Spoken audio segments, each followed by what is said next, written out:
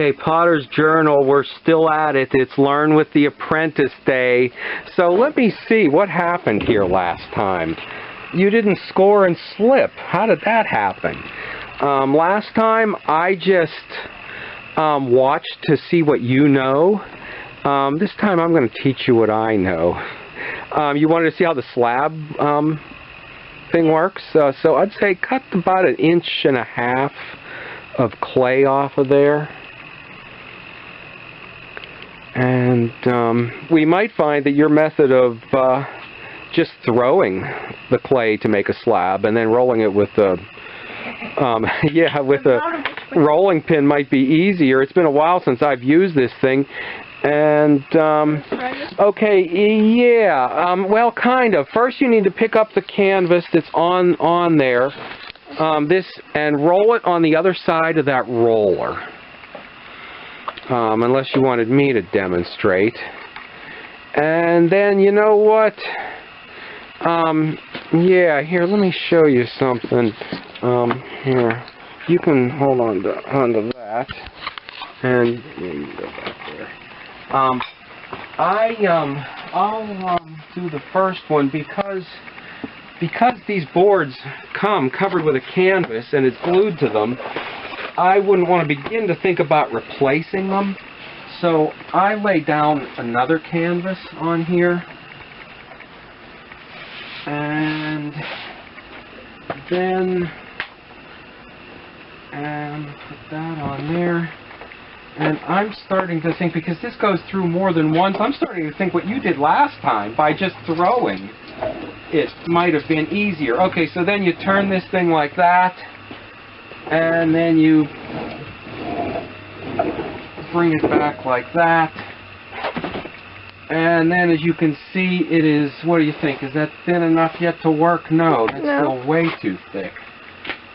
So okay, it's been a while since I've done this. I think then, okay, I take the canvas boards out. And there's another board here that came with the thing. You put that in.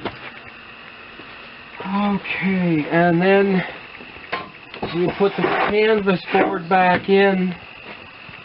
And so last time you just did this. Yeah. We could have had this done by now if we were doing it that way. Probably.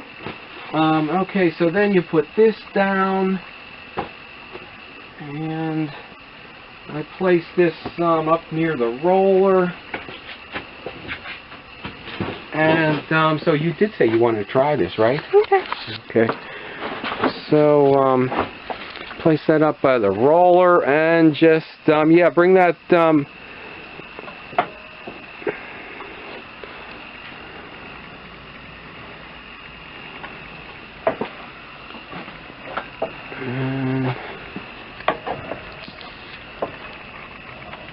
and it just flattens it and pushes it along. Oh, you know what? That flap, that canvas, you can bring that over. Yeah, like that. Until you come down to the end of the clay.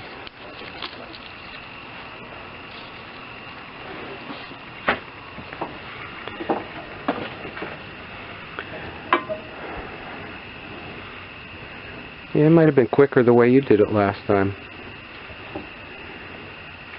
Okay, and then just fold the canvas flap by, and so what do you think about the thickness now? I think it's still a little thick. Still a little thick. You know what? If we do it any thinner, I've got another board to put, it's going to be way too thin. Yeah. I'm going to say it's going to thin out again when we roll them and you put your texture in. So I'm going to say, yeah, just start, yeah, cut them out. Use that as a template. Oh, there it is.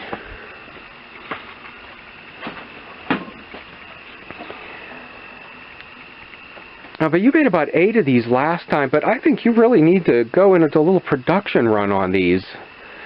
Your grandmother already wants one. I know I want one. Your Aunt Amy's going to want one. I don't know if you give gifts to teachers at Christmas or at the end of the year. But I have a feeling you can sell these too.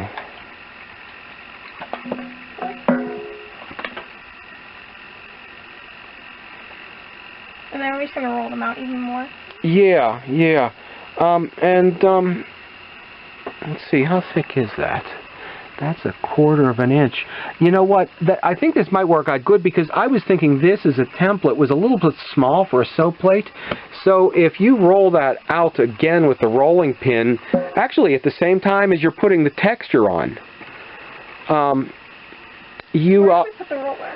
we're going to have to find you a place to put your tools. How about right up there? I'll clean that shelf off, and you can put your tools up in there. So at school, how's everybody's tools organized? Do people? It's just in a big basket. Okay. In a most studios, every potter has to have their own. So what all are you going to use? Rolling pin, sponge, rolling pin. What else? The knife to cut it out. Yeah. Water. And okay. Okay, yeah.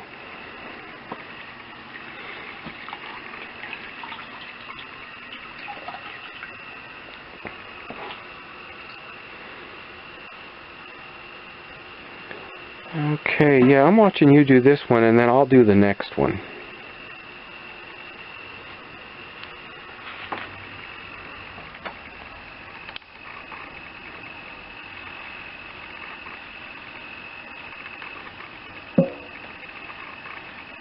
Oopsie.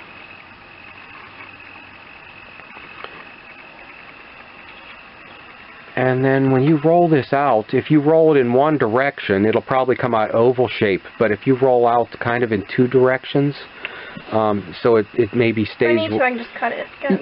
Well, yeah, you might be able to roll it out so that it stays round, too.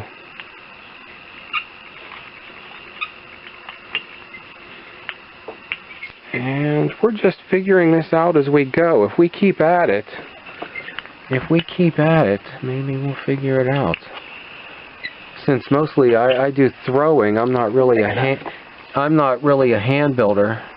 Oh, that's funny to say. Yeah, I make life-size sculptures. That's enough, right? Yeah. I think that's a good thickness. Yeah, you can pull that off, and we'll see what we've got. Okay, and now I'd say bring that over and just put it out on the mold. This time put a piece of newspaper on there so it doesn't stick. Yeah, and that way maybe we can make more than 8 of these today. You can maybe make 16. So, and then this time, so the feet stay on, do the score and the slip thing.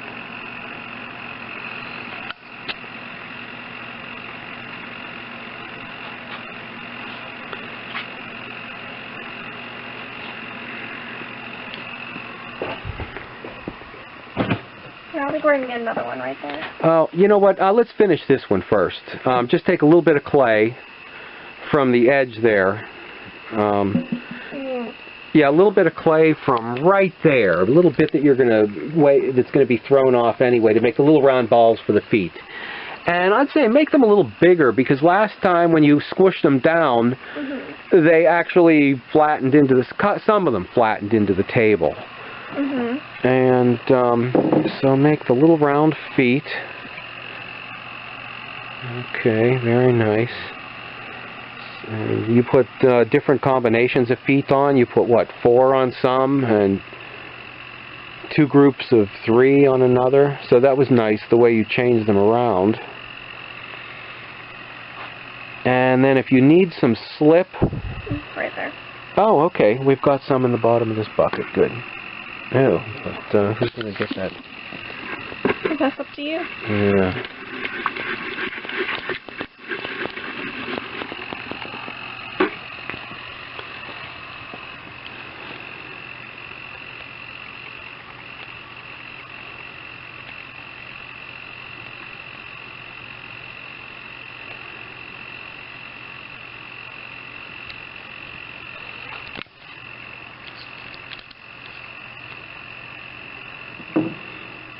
Okay. So a quick score with a needle or a fork or the side of a rib or your thumbnail. When I'm working on big stuff like sculpture, I like to use a drywall tool because it'll do a lot of scoring really fast. And the slip. Okay, this is what we didn't do last time. This is the important part. This is going to make them stick.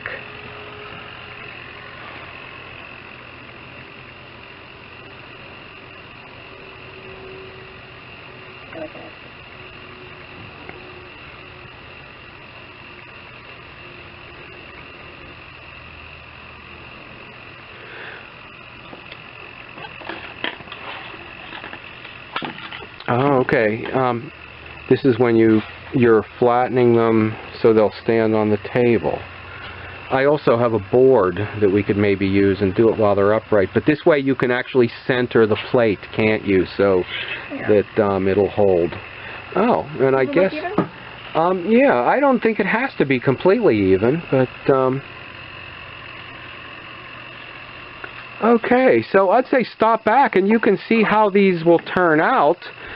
But we just unloaded a kiln with the first batch. So, yeah, here we go. I will say, stop back next time and maybe Julia will get these glazed and see.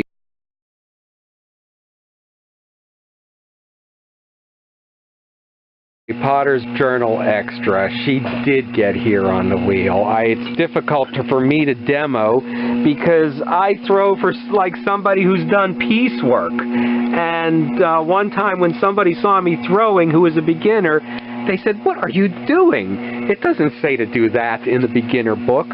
So I'm doing my best here. And she's having a little bit of fun, but maybe she's appreciating now her skills as a hand builder. She actually did fill up a ware board here. There's a dozen pieces. She is going to join me this summer at the farmer's market. Lynn, the lady who does the goat milk soap, is already looking for soap plates. I might have you a market lined up for these things. So stop back and we'll learn with the apprentice.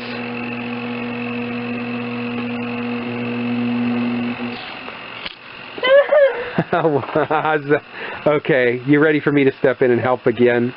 Yeah. One more try? Okay, stop.